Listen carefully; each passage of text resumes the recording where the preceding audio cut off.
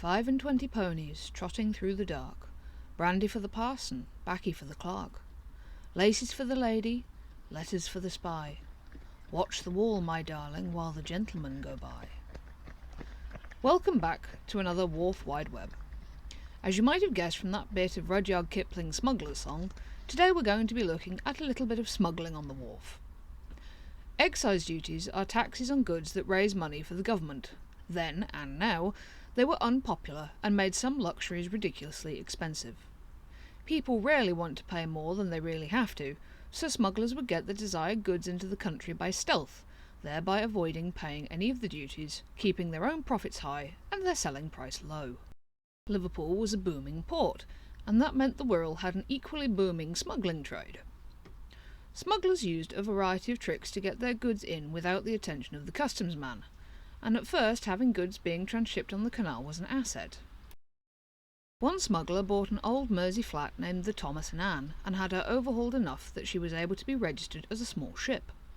She was loaded with expensive mahogany bound for Maryland, but as soon as she got past Perch Rock, she turned, her bowsprit was thrown away, her sails changed so she looked like a flat again, and she shot back up the Mersey to Runcorn, where she discharged her cargo and claimed that everything was all paid.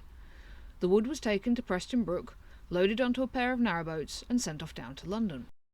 She was laid up as a hulk for a few weeks, long enough for her to complete her mythical journey, and for the smugglers to get a new bowsprit, before she was trimmed up and repeated the process. She did this for quite some time, until eventually a Bridgewater clerk at Runcorn went to see the boat when she just arrived and found her completely deserted, and more red flags were raised when the cargo was being weighed at Preston Brook and the paperwork didn't quite match. They had no reason to hold the cargo, though, so it was sent on to London, but someone sent a letter to the customs men at Liverpool, who swooped into action and seized the boat as she was getting ready to sail again. They managed to get the truth out of the terrified crew and sent word to London, where their colleagues managed to seize almost all of the cargo before it had been sold. Someone else, however, had written a letter to the smugglers, who legged it to Ireland.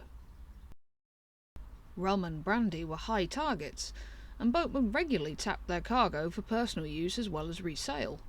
More than one honest importer found out later he'd paid duty on a barrel of disappointment, while the boatmen were merrily making off with bottles to sell to their local pub. Smuggling was incredibly profitable unless you got caught, and the area was fairly blasé about it in the early days. Runcorn had plenty of places for smugglers to hide their wares, and further inland the villagers weren't averse to looking the other way either. There was even a legend that Thomas Brock's windmill at Preston Brook was used as a hide by both highwaymen and smugglers, and while there's no evidence to confirm it, that could just mean they were very good at it, and it had become an open secret like Mother Redcap's smuggling operation in Wallasey. In fact, Brock and his brother-in-law having land just a mile or so from that fine establishment could well have been why the rumour sprang up in the first place. But as the years went by, Preston Brook became increasingly honest. Porters couldn't be bribed anymore, and so smugglers had to start meeting boats along the canal instead. The wharf was so squeaky clean that gold for the Bank of England itself got sent via the wharf to London, although there were some constables with pistols stood discreetly on the bridge just in case anyone got any ideas. That's all for this episode, but join me tomorrow and we'll look at the age of steam.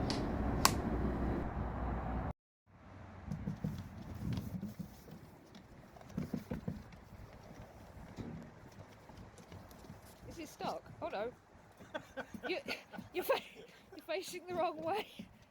You're supposed to be smuggled goods.